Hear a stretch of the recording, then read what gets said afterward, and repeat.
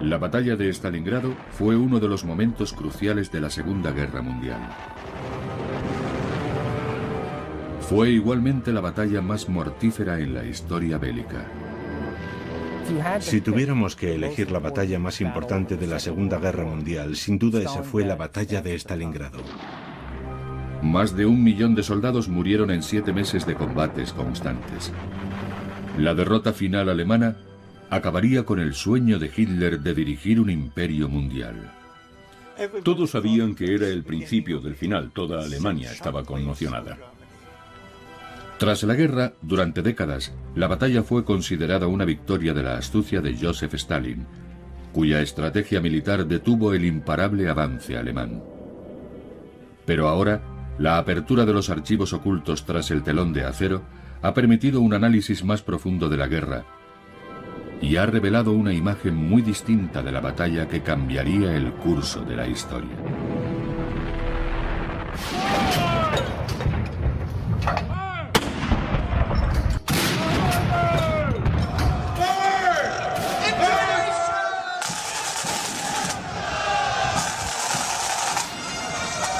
Aquí, en la legendaria Academia Militar de la Ciudadela en Carolina del Sur, David Glantz, coronel retirado e historiador militar, ha dedicado su carrera a estudiar la guerra en el frente oriental.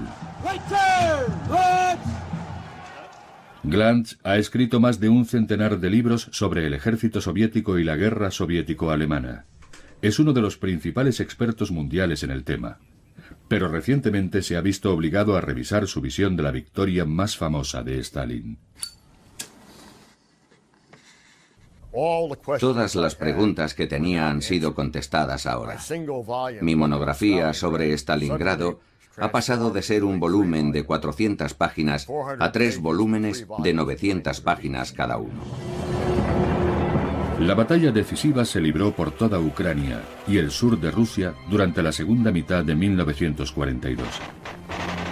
Terminaría convirtiéndose en una sangrienta guerra de desgaste en el interior y en los alrededores de la gélida ciudad de Stalingrado. Cuando las últimas fuerzas del eje se rindieron el 2 de febrero de 1943, la historia de la guerra se inclinó a favor de Stalin. Durante años, los historiadores creyeron que el dictador soviético había hecho caer a Hitler en la trampa, que la victoria del ejército rojo sobre el poderoso ejército nazi fue un golpe maestro del ingenio de Stalin. Pero esa versión de la historia fue escrita por los vencedores, y la verdad es mucho más compleja. La batalla de Stalingrado fue un choque titánico entre dos de los dictadores más infames del mundo, Joseph Stalin y Adolf Hitler. Hitler creía que el régimen comunista era el resultado de una conspiración judía, ya que muchos de los más destacados fundadores del movimiento comunista, incluido León Trotsky, eran judíos. El Führer quería que el país fuera destruido a cualquier precio.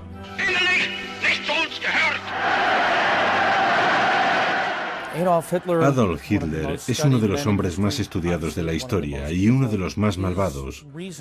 Pensaba que la naturaleza fundamental de la lucha humana era la lucha entre las razas. Para él, la Unión Soviética unía los dos peores males. En sus propias palabras, el bolchevismo y el judaísmo, y era la mayor amenaza para la raza aria. Stalin, por otro lado, era un megalómano que solo buscaba el poder. Stalin era diferente. Stalin era un tirano, como Iván el Terrible. Era un genio de la intriga. Era como el mago de Oz, pero un mago de Oz malvado. El padre de Sergei, Nikita Khrushchev, conoció muy bien a Stalin. Nikita se convertiría más adelante en el líder de la Unión Soviética, pero durante la Segunda Guerra Mundial era comisario político y miembro del Consejo Militar de Stalin. Fue testigo directo de las decisiones del dictador.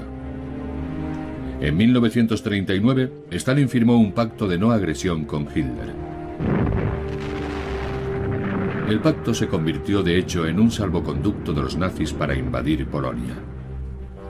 El pacto fue una arriesgada maniobra de Stalin, una estrategia para ganar tiempo. En 1939, el ejército soviético no era rival para la poderosa maquinaria bélica alemana. Stalin quería que Hitler se distrajera con otras ofensivas, mientras él reconstruía las defensas soviéticas. Stalin era realista y sabía que tarde o temprano Hitler les atacaría. En 1942 no estaba preparado.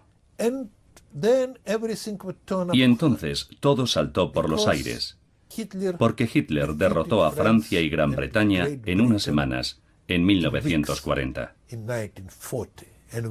Y cuando Hitler ocupó París, Stalin era como el conejo que se sienta delante de la serpiente. Walter Günther era un soldado alemán que sirvió en Francia y los Balcanes siguiendo al imparable ejército alemán en su conquista de Europa. Después fue destinado a Rumanía. En 1941 tenía muy claro que Hitler preparaba el ataque contra los soviéticos. Veía más y más unidades alemanas dirigiéndose a la frontera entre Rumanía y Rusia en el Mar Negro. Y decía, bueno, espero que no pase nada. Pero el 22 de junio Hitler atacó.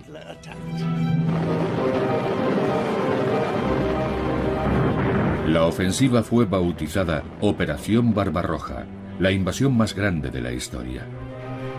Más de 4 millones de soldados del eje entraron en territorio soviético. A mediados de septiembre habían apresado a más de 3 millones de soldados soviéticos y destruido 20.000 tanques. Ninguna nación o imperio había soportado antes semejantes pérdidas sin derrumbarse. 10 semanas después del inicio de las operaciones, los nazis habían ocupado la mayor parte de Europa Oriental, incluida Ucrania, la región más industrializada de la Unión Soviética. El siguiente objetivo, Moscú. Pero con el otoño llegaron las lluvias y el fango, deteniendo a los alemanes que esperaron a las heladas de noviembre para lanzar su ataque. La espera proporcionó al Ejército Rojo el tiempo suficiente para desplazar a millares de soldados destacados en Siberia y lanzar un contraataque mientras los alemanes avanzaban hacia la capital. Hitler quería asestar un golpe raudo y definitivo. Pero los soviéticos resistían. Enseguida quedó claro que esta no sería una batalla fácil. A finales del invierno, el frío resultaba insoportable y los alemanes estaban exhaustos. La operación Barbarroja se estancó y llegó a un punto muerto. Los nazis habían fracasado en su intento de tomar Moscú. Pero Hitler no se desalentó. Convencido de que el Ejército Rojo estaba al borde del colapso y de que no podría sobrevivir a una nueva ofensiva, inició los preparativos de una nueva campaña a gran escala. La llamó Operación Azul. Hitler estaba decidido a lanzar una nueva campaña en 1942 para acabar de derrotar al Ejército Rojo y destruir la Unión Soviética. A diferencia de 1941, en 1942 dirigió el ataque al sur de Rusia, un sector más limitado. Creía que con las fuerzas de las que disponía alcanzaría sus objetivos. Fall Blau, la Operación Azul, que debía iniciarse en el verano de 1942, era el plan de Hitler para retomar la iniciativa y sacar a la Unión Soviética de la guerra. El propósito de la Operación Azul era rodear y destruir a todo el Ejército Rojo en el sur de Rusia. Hitler dividió el sur en 2 ejércitos. El grupo de ejércitos A recibió la orden de tomar los campos petrolíferos del Cáucaso, después de que el grupo B avanzara hacia el este para asegurar el control del río Volga. La conquista del Volga sería liderada por el 6º ejército alemán, del que Hitler había dicho que podía conquistar el cielo.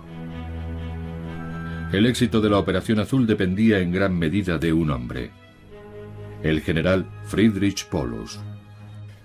El general Paulus dirigía el 6º ejército desde 1942. La fortaleza de Paulus era su sangre fría como comandante. Era un magnífico estratega y había dirigido muchas de las operaciones alemanas previas. Tenía plena confianza en Adolf Hitler. Creía fervientemente en el fascismo y esa sería una de las razones que provocarían su caída. Los preparativos de la Operación Azul fueron gigantescos. En la primavera de 1942, 68 divisiones, 3.000 tanques y la mayor fuerza aérea de la época empezaron a reunirse en el sur de Ucrania. Uno de los hombres destacados en las afueras de la ciudad de Kharkov era el teniente del sexto ejército Vigan Buster. Había combatido en el frente occidental y estaba convencido de que los nazis se alzarían con la victoria.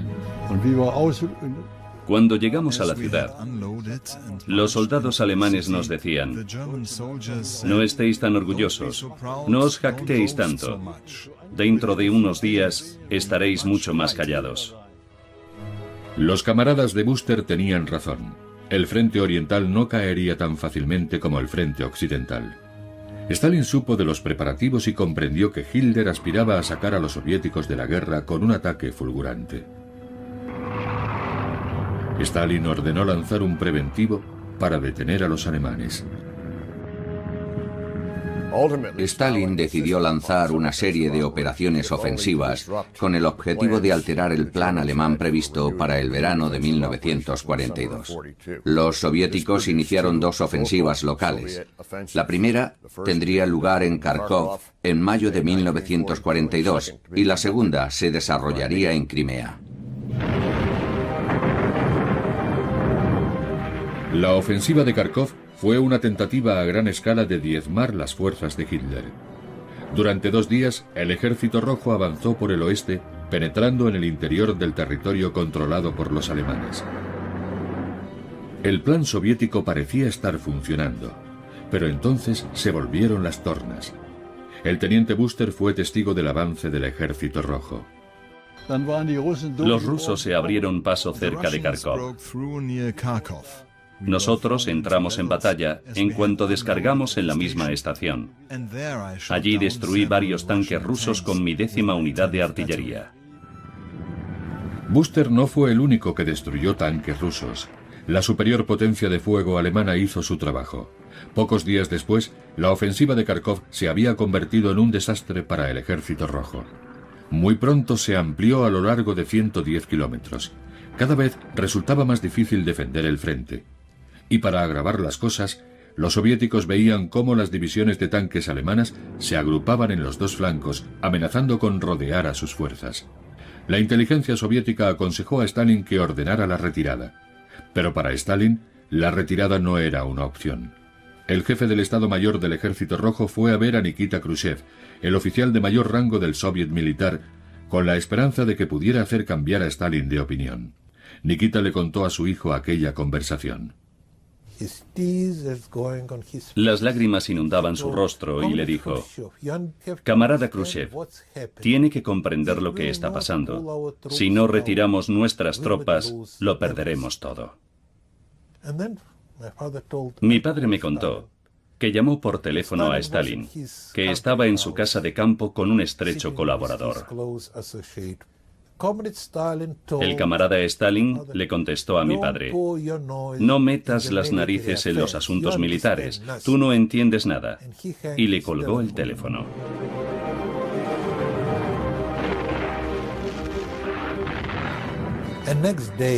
Al día siguiente, los alemanes lanzaron una ofensiva por ambos flancos. Rodearon a 500.000 de soldados y se perdió todo. En el sur, la ofensiva de Stalin en la península de Crimea también acaba en desastre. El ataque del Ejército Rojo no fue rival para el general nazi Erich von Manstein. Von Manstein era un héroe en Alemania por su trabajo en el frente occidental. Era el comandante del 11º ejército que había tomado Francia en pocas semanas. No tuvo ningún problema para rechazar el ataque ruso. Los efectos de estas derrotas fueron catastróficos para los soviéticos, porque significaba que en la víspera de la Operación Azul alemana, la campaña de verano alemana, el Ejército Rojo había sido despojado de aproximadamente 500.000 de soldados que defendían el sur de Rusia.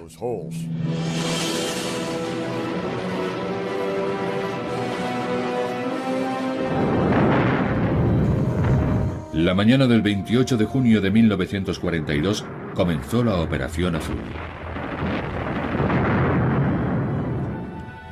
Los grupos de los ejércitos A y B atacaron la Unión Soviética con una ofensiva escalonada. El primero en atacar fue el Grupo B, incluido el sexto ejército del general Paulus. Después, el Grupo A avanzó hacia los importantes campos petrolíferos del Cáucaso. El ataque escalonado permitía a la Fuerza Aérea Alemana procurar su letal protección aérea primero a un grupo y luego al otro. Los nazis rápidamente abrieron una brecha de 320 kilómetros en la línea defensiva del Ejército Rojo. Para los soldados alemanes, que avanzaban imparables, era casi demasiado sencillo. Veías a la infantería a la derecha y a la izquierda. Sentías que no estabas solo en un país extraño. Incluso cuando te atacaban, tenías ayuda tanto a la izquierda como a la derecha. Nada nos detenía. Durante mucho tiempo no hicimos otra cosa que seguir avanzando. Y cuando nuestros caballos estaban agotados, usábamos los tractores y los tanques que habíamos arrebatado a los rusos. Éramos como un grupo de gitanos avanzando hacia el este. La primera fase de la Operación Azul está bien documentada, pero el desarrollo posterior de la batalla no se conoce tan bien. Es aquí donde los recién descubiertos archivos cambian nuestra visión. La singularidad de la batalla de Stalingrado en términos de fuentes materiales es que ahora disponemos de datos fidedignos acerca de la batalla. Hablo de documentos de los ejércitos y soldados que participaron en ella. En el caso de los archivos alemanes, ahora disponemos de los diarios de campaña del Sexto Ejército, que han estado desaparecidos durante 50 años. Muchos de los documentos del Sexto Ejército fueron encontrados recientemente, y en el lado soviético casi todos los documentos fueron ocultados a los historiadores occidentales hasta la desaparición de la Unión Soviética. Por lo general, los libros que se publicaban estaban políticamente sesgados. Loaban las glorias del victorioso Ejército Rojo, justificaban sus derrotas y ocultaban las manchas y errores del historial militar. Durante años, esos documentos cruciales permanecieron ocultos tras el telón de acero, pero en el año 2000, 9 años después de la caída de la Unión Soviética, fueron publicados finalmente. Cuando examinamos esos documentos, que no estaban disponibles para los historiadores anteriores, se pueden identificar ciertas ideas erróneas acerca de cómo fue conducida la batalla y el resultado de la misma. Ahora podemos cambiar esas falsas ideas por la verdad. La más extendida entre estas falsas ideas versa sobre la estrategia de Stalin ante el avance nazi. La historia nos dice que Stalin ordenó a sus hombres retirarse, haciendo que los alemanes lo siguieran y cayeran en su trampa en el interior de la ciudad. El plan parecía un golpe de genio militar, un gran éxito que arraigó en la cultura popular soviética. Pero David Glantz ha descubierto que esa popular historia es falsa. Hay dos mitos fundamentales que han quedado destruidos con las nuevas revelaciones de los archivos. La primera es que cuando los alemanes lanzaron su Operación Azul, Stalin ordenó la retirada a sus tropas estacionadas en el sur de Rusia. De hecho, los archivos demuestran que Stalin dio órdenes estrictas a sus hombres de que resistieran en sus posiciones a toda costa. Este volumen de directrices y órdenes de la Stavka contiene órdenes en relación al deseo de Stalin de que sus ejércitos resistieran y pelearan. Cito una orden del 9 de julio. No habrá ningún tipo de retirada. Stalin cree que sus hombres no deben retroceder bajo ninguna circunstancia. Y cuando se vean obligados a hacerlo, tienen órdenes de retirarse peleando y defendiendo con uñas y dientes cada palmo de terreno que cedan. Pero a pesar de la firmeza de las órdenes de Stalin, el Ejército Rojo no es un obstáculo para el arrollador avance nazi. Los ejércitos que resistieron en sus posiciones y que pelearon en la retirada fueron destruidos en su gran mayoría por el Juggernaut alemán en su avance por el sur de Rusia. El comandante del Ejército Rojo, Anatoly Meresko, que avanzaba hacia el oeste con su compañía de cadetes, pudo ver cómo el frente soviético caía a su alrededor. Meresko veía a soldados huyendo para salvar la vida, no un esfuerzo organizado para atraer al ejército de Hitler a una trampa. Llegamos al cruce de caminos de los campos y allí encontramos grupos de civiles que huían de Kharkov, mezclados con soldados desesperados del Ejército Rojo. Todos estaban tan tristes y desesperanzados que a veces nos daban sus armas. Meresko y su compañía hicieron todo lo que pudieron por detener a los alemanes y se retiraron peleando, pero cada día cedían kilómetros ante la ferocidad del asalto nazi. A su alrededor, la tierra rusa se teñía de rojo con la sangre de sus compatriotas. A menudo nos retirábamos dejando atrás muertos sin sepultar. Los dejábamos sobre el terreno abandonándolos a los alemanes. Lo más duro era mirar a los ojos de los ancianos, mujeres y niños que nos preguntaban por qué los abandonábamos. Es fácil imaginar lo duro que era oír sus súplicas. Sus ojos se inundaban de lágrimas, pero nosotros no podíamos detener a los alemanes. Las fuerzas del eje avanzaban imparables usando tanto las armas como la guerra psicológica para quebrantar el espíritu de los soldados soviéticos. Los alemanes lanzaban panfletos con la siguiente leyenda: pequeños demonios de Stalin, luchad contra vuestros comandantes. Rendíos o de lo contrario seréis destruidos. Uno de aquellos días, la distancia entre líneas era de 300 metros. Los alemanes anunciaban por sus altavoces: mirad lo que os pasará si no os rendís. Vimos cómo sacaban a 4 personas medio desnudas de su fortificación y las fusilaban. Los métodos nazis funcionaban. A pesar de las órdenes de Stalin de resistir y luchar, o al menos de retirarse peleando, el caos se apoderó del Ejército Rojo. Los soldados huían intentando sobrevivir. Stalin se puso lívido cuando oyó las noticias del frente. Cuando vieron la magnitud de la derrota y a los alemanes avanzando por todas partes, sin posibilidad alguna de detenerlos, Stalin llamó a Khrushchev, mi padre, y le dijo: ven a Moscú. Como jefe del soviet militar, Khrushchev sabía que sería el blanco de la ira de Stalin. Khrushchev, mi padre, fue a la dacha de Stalin. Este le dijo: camarada Khrushchev, ¿recuerda a aquel general del ejército imperial ruso que perdió la batalla en Prusia Oriental en 1914? Y mi padre dijo: sí, recuerdo que fue el general Samsonov y que se suicidó.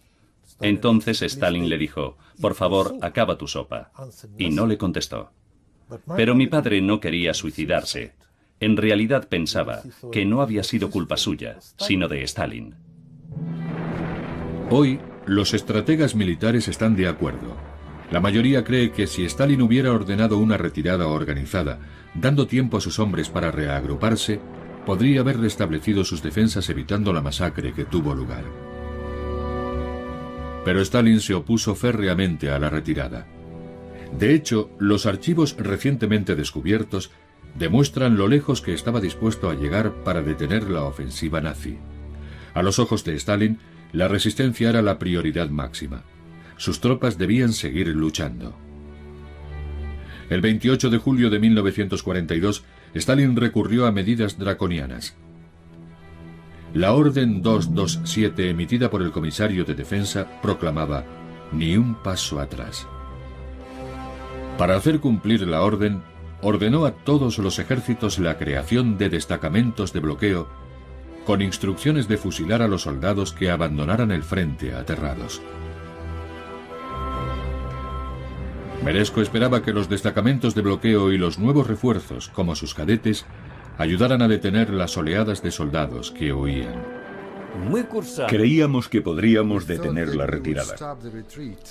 Al final la orden puso en marcha las barreras, pero los soldados seguían retrocediendo.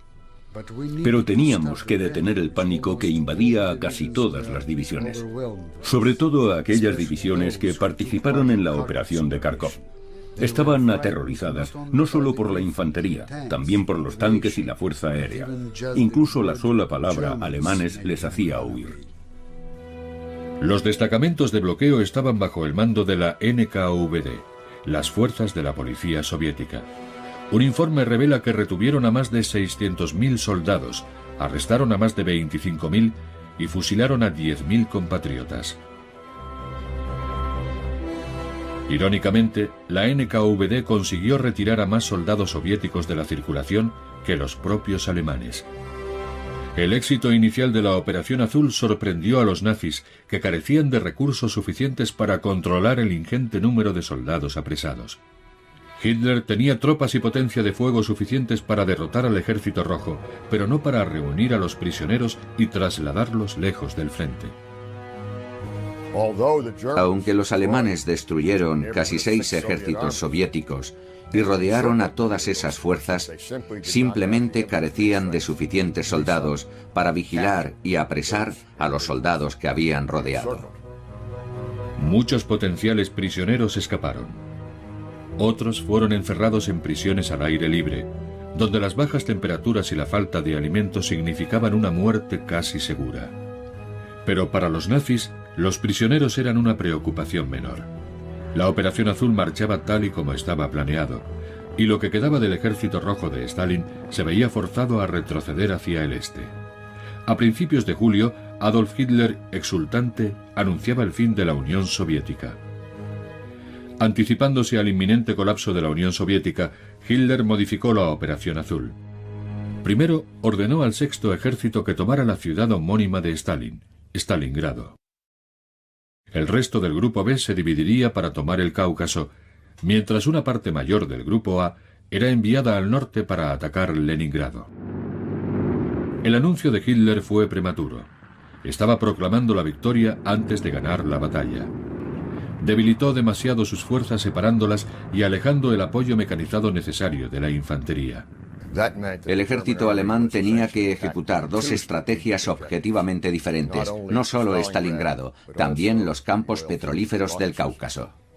Los hombres del Sexto Ejército tenían la misión más dura: conquistar Stalingrado sin el apoyo del Cuarto Ejército Panzer, ahora camino del Cáucaso. Esto hizo al Sexto Ejército alemán más vulnerable en su avance hacia la ciudad. Los Panzer Mark III eran las bestias de carga del ejército alemán. Diseñado por Daimler-Benz, este tanque fuertemente acorazado de 23 toneladas podía alcanzar velocidades de hasta 35 km por hora. Otra variación era el Sturmgeschütz III, construido sobre el chasis del Panzer. Este cañón de asalto, conocido como Stug, era muy estable y estaba equipado con una pieza de artillería de 75 milímetros. Era un auténtico asesino de tanques.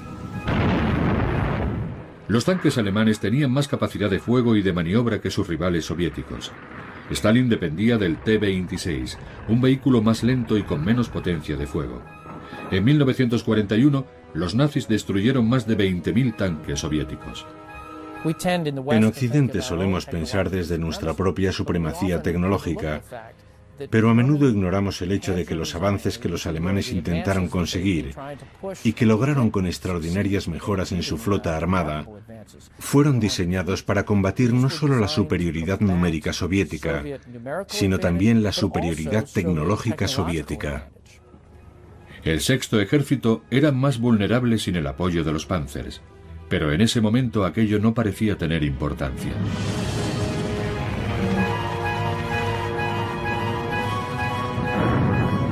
En julio de 1942, la resistencia soviética se desmoronaba y las tropas de Hitler avanzaban hacia Stalingrado. El resto del mundo también se hundía. Europa occidental estaba controlada por los nazis. En África, el legendario mariscal de campo Erwin Rommel obligaba a las fuerzas británicas a refugiarse en Egipto y amenazaba con tomar el Cairo. Y los submarinos nazis acechaban en las costas de Estados Unidos, amenazando al último aliado en llegar. La Operación Azul marchaba tan bien que Hitler quiso un nuevo trofeo, la ciudad de Stalingrado. Aunque de menor importancia estratégica que los campos petrolíferos del Cáucaso, tomar la ciudad homónima de Stalin sería un duro golpe para el ejército soviético. Antes se creía que el camino a la ciudad había sido fácil. La segunda idea falsa es que el avance alemán que tuvo lugar en junio, julio y agosto fue un paseo relativamente fácil, sin apenas resistencia. Ahora sabemos que eso es falso. Resultó ser todo lo contrario.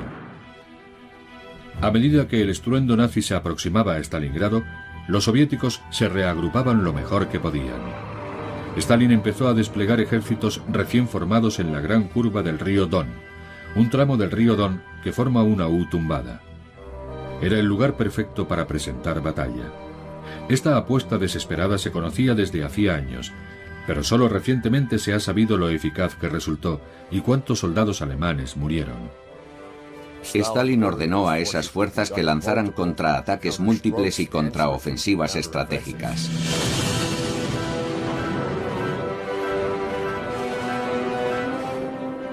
La lucha era feroz. Era la primera contraofensiva del Ejército Rojo desde el inicio de la Operación Azul. Los dos bandos se encontraron en Voronezh, una ciudad próxima al Don. Stalin envió a un ejército recién formado, el quinto ejército de carros de la Guardia, que entró en acción en el noroeste de Voronezh. Esta era una unidad letal dotada con el último tanque de Stalin, el T-34. Los soviéticos por fin tenían un arma que estaba a la altura del Panzer alemán. La producción del T-34 comenzó en 1940, pero solo en el 42 empezó a reinar en el campo de batalla, justo a tiempo para llevar el miedo a los corazones de los confiados soldados alemanes acostumbrados a la victoria. El T-34 fue el tanque soviético más numeroso de la Segunda Guerra Mundial. Se fabricaron unas 83.000 unidades y su fabricación era fácil, sencilla y rápida. Se le considera el mejor tanque y el más completo de la Segunda Guerra Mundial. Tenía un blindaje inclinado y orugas anchas, por lo que era versátil, veloz y fácil de maniobrar en cualquier terreno. El motor diésel de 12 cilindros era muy potente y alcanzaba los 55 kilómetros por hora. Llevaba un cañón de 76 milímetros y dos ametralladoras de 7,62 milímetros. Solo había una cosa que todo el mundo temía: el tanque ruso T-34. Un cañón normal no podía atravesar el blindaje frontal del tanque. Era necesario usar cañones de 7,5 milímetros que habitualmente se usaban contra la aviación. Si intentabas destruir un T-34 con un cañón antitanque de, digamos, 37 milímetros, el proyectil rebotaba en el blindaje frontal e incluso en los laterales. Se trataba sin lugar a dudas de un tanque seguro, con gran potencia de fuego, y su tripulación estaba muy protegida.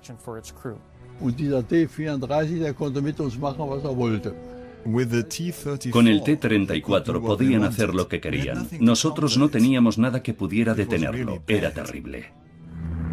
La única esperanza de los alemanes para derrotar al T-34 era una combinación de combate a corta distancia y ataques aéreos. La infantería debía estar a menos de 200 metros para tener alguna posibilidad de detenerlos. Tenían que acercarse mucho y apuntar a las rendijas de visión o a la caja del motor para intentar inutilizarlos. Una vez detenido, los soldados tenían que acercarse desde atrás y trepar hasta la torreta para lanzar una granada dentro de la cabina de la tripulación o colocar la granada bajo el sistema del cañón principal, inutilizándolo. El combate entre tanques típico de la Segunda Guerra Mundial se desarrollaba a menos de 300 metros. Eran batallas a distancias muy cortas. Para destruir un T-34, los soldados tenían que subirse literalmente encima del tanque. Camino de Stalingrado, Vigan Buster se vio cara a cara con numerosos T-34. En ocasiones, fue solo la suerte la que hizo que sus hombres y él siguieran con vida. Envié a un soldado a mirar al otro lado de la esquina, para que nos avisara cuando se acercaran los tanques rusos. Enseguida se acercó uno, un tanque solo. Creo que se habían perdido y no sabían a dónde ir. El soldado nos avisó y nosotros apuntamos a la esquina. Cuando apareció disparamos y voló en 1000 pedazos. Buster y sus hombres ganaron esa batalla. Pero atacar a tanques perdidos no era una estrategia repetible. Lo que parecía un camino fácil hasta Stalingrado se había convertido en una lucha titánica. Cuando el sexto ejército intentaba controlar la gran curva del río Don, se vio sorprendido por la ferocidad de la defensa soviética.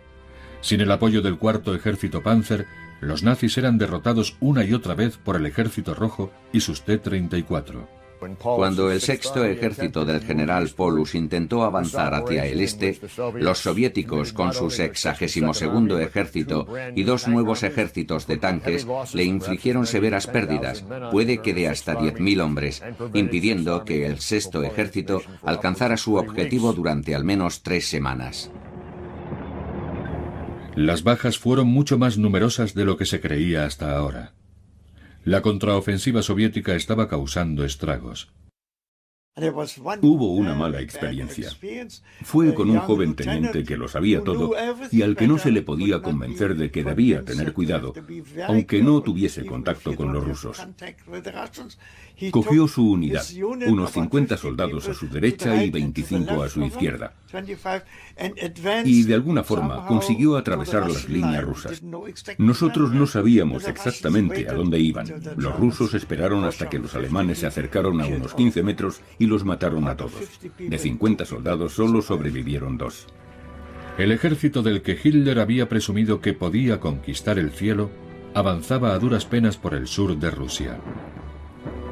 El sexto ejército estaba seriamente mermado cuando finalmente consiguió llegar a las orillas del Don. Eso significa que cuando Paulus inició el asalto a Stalingrado, lo hizo con sus fuerzas seriamente mermadas. Finalmente, eso le pasaría factura en la eficacia del asalto. Pero fue aquí, sobre las colinas que dominan el río Don, donde la maquinaria de guerra alemana pareció recuperarse y volver a tomar la iniciativa. El siguiente objetivo del general Paulus era tomar el istmo que conducía a Stalingrado. Esta vez recibiría ayuda. Hitler, exasperado por los lentos progresos del sexto ejército en la gran curva del río Don, ordenó regresar del Cáucaso al cuarto ejército Panzer. El general Paulus planeó un ataque en 2 frentes. El sexto ejército atacaría la ciudad desde el norte, mientras el cuarto ejército Panzer atacaría desde el sur. Los 2 ejércitos se encontrarían en Stalingrado, junto a las orillas del Volga. El 22 de agosto, las primeras unidades alemanas cruzaban el río Don, estableciendo una cabeza de puente en la orilla este. Al amanecer del 23 de agosto entraron los vehículos blindados. Con superioridad aérea completa, el rugido de los motores de los tanques del general Paulus rompía el silencio matutino. El asalto final a Stalingrado había empezado. Oímos el estruendo en la estepa. Un montón de tanques enemigos avanzaban hacia nosotros. Los alemanes atacaron con un cuerpo blindado que destruyó las defensas de nuestras 2 pequeñas divisiones. Los tanques no encontraron ninguna resistencia y entraron en Stalingrado en formación de desfile. El flanco derecho de nuestro batallón de cadetes se vio sorprendido por los tanques. Un pequeño número de tanques se separaron del desfile y arrollaron vivos a los cadetes. Eso ocurrió aproximadamente a 1 kilómetro de nosotros. Todos los cadetes lloraban de impotencia. Nuestros amigos estaban muriendo y no podíamos ayudarles. Aquella misma tarde, el sexto ejército dominaba el Volga desde los barrios del norte de Stalingrado. El general Paulus lanzó a la fuerza aérea alemana. A las 4 de la tarde, en el cielo, apareció un enjambre de aviones aproximándose en oleadas a Stalingrado. Había empezado el bombardeo de la ciudad. Las columnas de humo negro se elevaban varios kilómetros en el cielo. Por la noche, Stalingrado ardía en llamas. Los bombardeos prosiguieron durante días. Murieron más de 200.000 civiles. Murieron más civiles en Stalingrado que en los ataques nucleares de Hiroshima y Nagasaki juntos. La ciudad quedó reducida a escombros. Hitler esperaba su trofeo. En Moscú, Stalin estaba furioso por el fracaso de sus fuerzas y la aparentemente inevitable caída de su ciudad homónima. Fiel a su costumbre, Stalin dirigió su ira hacia sus camaradas, tanto políticos como militares. Nikita Khrushchev pensó que iba a ser eliminado. Stalin le dijo, vuelve al frente. Y mi padre pensó, seguro que me arresta en el coche. Porque era costumbre de Stalin detener a la gente cuando salía de su residencia. Así que pensó, ¿qué hago? ¿Qué puedo hacer? Y contó, fui hasta el aeródromo militar y nadie me arrestó. Luego subí al avión y volé hasta el frente. Solo me sentí a salvo cuando llegué a Stalingrado. En aquella época estaba mucho más seguro en Stalingrado que en Moscú. Khrushchev temía más a Stalin que a las bombas nazis.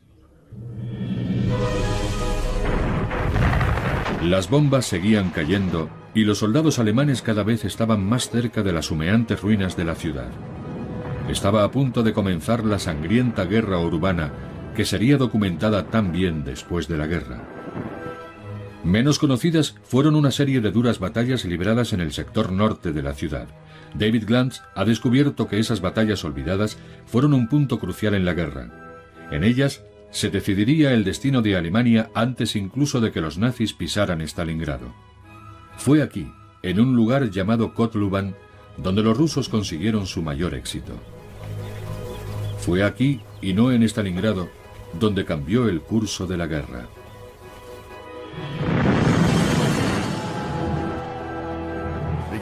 Comenzaron a finales de agosto y continuaron durante septiembre y octubre. 4 operaciones ofensivas conjuntas conocidas como las operaciones Kotluban, así llamadas por la ciudad de Kotluban, situada en la estepa al noroeste de Stalingrado.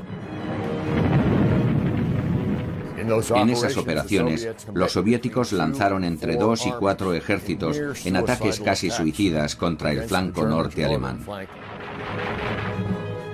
Coordinados apresuradamente y pésimamente controlados, estos ataques causaron más de 200.000 bajas en el Ejército Rojo. Eran misiones aleatorias y peligrosas que retrasaron el ataque alemán, pero que pusieron a soldados como Anatoly Meresko al borde de la muerte.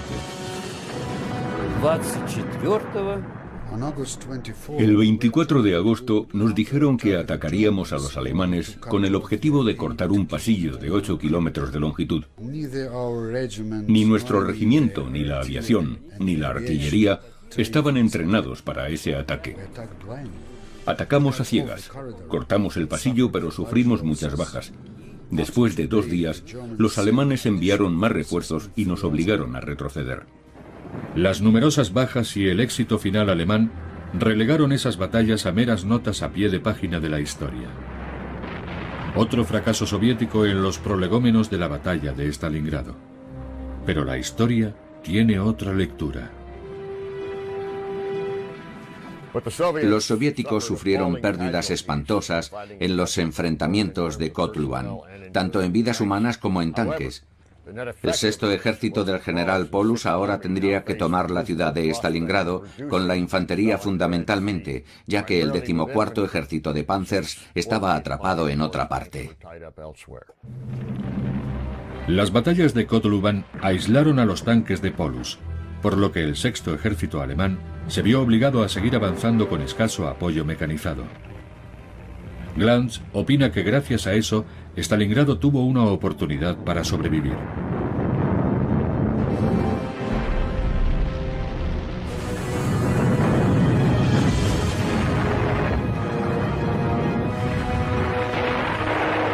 El 13 de septiembre de 1942, el 6º ejército lanzó el ataque final. La batalla por la ciudad había comenzado. Stalingrado se convirtió básicamente en un matadero al que el 6º ejército envió en septiembre a 1/3 de sus fuerzas. A finales de noviembre estaba allí todo el ejército.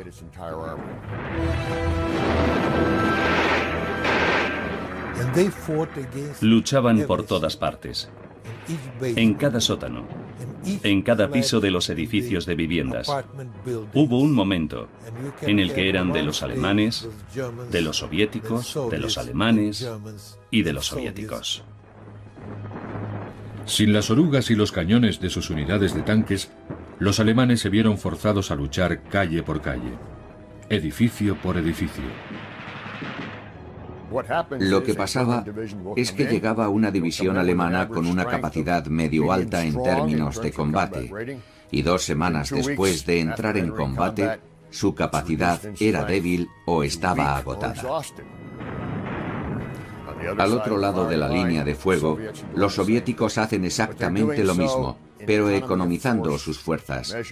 Envían suficientes tropas para mantener el fuego de los combates en el centro de Stalingrado.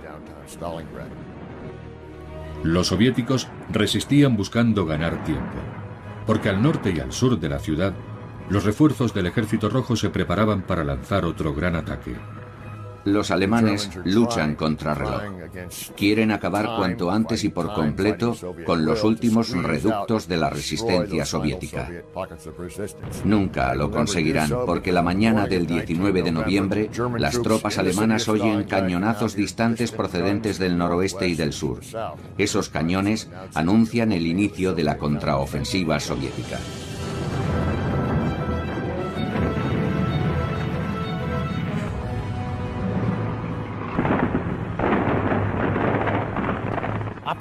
La Operación Urano fue el esfuerzo soviético por cerrar el círculo,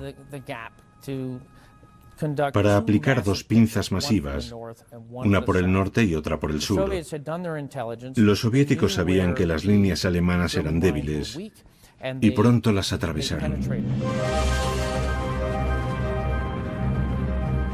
Más de 1 millón de soldados del Ejército Rojo rodearon a las tropas alemanas. 3 días más tarde, la pinza soviética se cerraba cerca de la ciudad de Karachi, atrapando a más de 270.000 hombres. Para los alemanes solo quedaba una esperanza. El alto mando pidió ayuda al mariscal de campo von Manstein, a quien Hitler previamente había enviado al norte, a Leningrado. Ahora recibe órdenes de que vuelva al sur y organice la operación de rescate. La mañana del 12 de diciembre, el Sexto Ejército oye el estruendo de la batalla en la distancia, mientras los hombres de Manstein se aproximan. Pero el mariscal de campo, cuyo plan de batalla había servido para conquistar la mayor parte de Europa occidental, no logra romper el cerco soviético.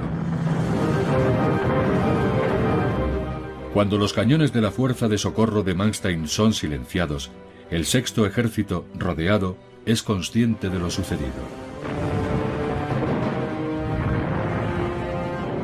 Los soviéticos iniciaron el asalto final con la mayor descarga de artillería pesada de la historia. Los alemanes estaban en las últimas. En enero, Adolf Hitler asciende al general Paulus a mariscal de campo. Pero difícilmente se trata de un honor. Ningún mariscal de campo se ha rendido nunca. Es la manera que tiene el Führer de decirle al general Paulus que luche hasta la muerte o se suicide. Rendirse en la ciudad con el nombre de su enemigo no es una opción para Hitler. Pero Paulus, por primera vez en su carrera, duda de si seguir las órdenes de Hitler. Ve la matanza a su alrededor. 2/3 de sus 270.000 hombres han muerto. Y aquellos que han sobrevivido están hambrientos, ateridos de frío y seguros de la derrota. El 31 de enero de 1943, el general Paulus desafía al Führer y se entrega prisionero. La batalla de Stalingrado ha terminado.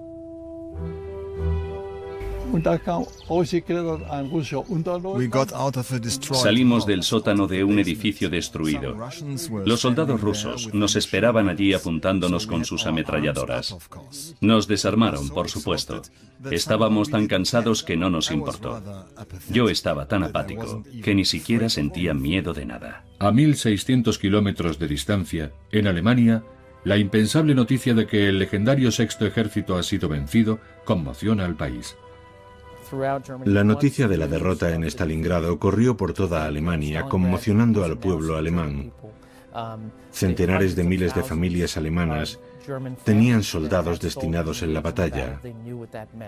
Sabían que habían perdido a sus hijos, que habían perdido a sus maridos, que él no volvería a casa. Ninguna batalla o campaña antes había sacudido a Alemania de semejante forma. La batalla de Stalingrado duró más de 7 meses. En ella murieron más de 750.000 soviéticos y más de 850.000 soldados de las fuerzas del eje. Del 500.000 de civiles que vivían en la ciudad, solo quedaron 1.500. Corría el invierno de 1943, y aunque la victoria en Europa no sería oficial hasta más de 2 años después, la derrota alemana era ya inexorable. Los soviéticos defendieron Stalingrado, y 26 meses después sitiaron Berlín. La invasión de Normandía fue el golpe definitivo en el oeste. Pero si los soviéticos no hubieran derrotado a los nazis en Stalingrado, la guerra podría haber tenido un final diferente. El impacto de la batalla de Stalingrado en el curso y en el desenlace de la Segunda Guerra Mundial, especialmente en la parte soviético-alemana de la guerra, es fundamental. Es fundamental porque la batalla de Stalingrado mostró claramente a todos los implicados que Alemania iba a perder la guerra.